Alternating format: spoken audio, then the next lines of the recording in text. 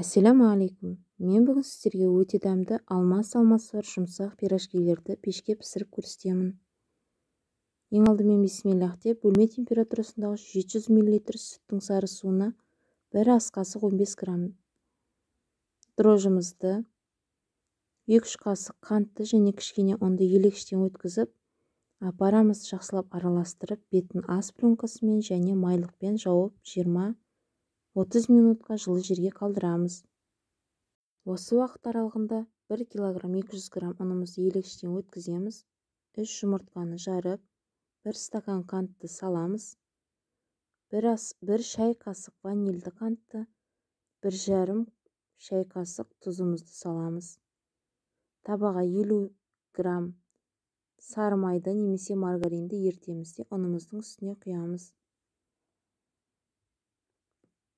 Барлығын араластырамыз. Кейін дайын болған апарамызды қамырдың үстіне құямыз да қамырымызды илеп аламыз. Қамыр жабысқақ болса, еш уайымдамаңыз, қамыр осындай болу керек. Бетін ас пленкасымен және майлықпен жауып, қамыр ашығанша қалдырамыз. 1 кг алманы тазартып, турап, майды еріткен табамызда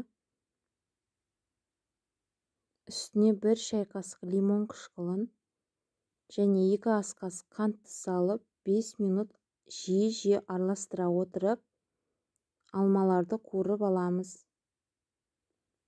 Дайын болған алма салмасын суытып қоямыз.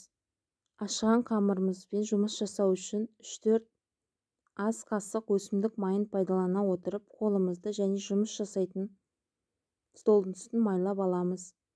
Кейін қамырымызды 16 тең бөлікке бөлеміз. Пирожкилеріңіз ұсақ болған қаласаңыз, бұдан да кішірек көлемде бөлуге болады теңдей етіп. Қамырды домалақ етіп түйеміз де, түйілген жағын жоғары қаратып, қамырымызды қолымыздың көмегімен жаямыз.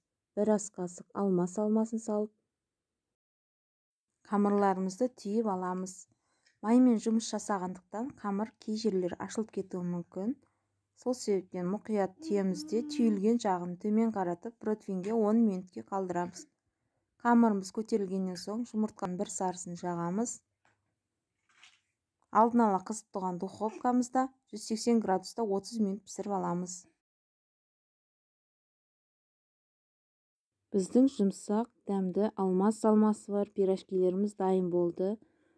Ас мәзірі ұнаса, арнаға тіркеліп, қоңыраушаны басып, лүпіл басуды де ұмытпаңыздар. Комментария бөліміне өз пікірлеріңізді жазып қалдырыңыздар. Баршаңызға ас болсын. Келесі ас мәзірінде кездескенше сау болыңыздар.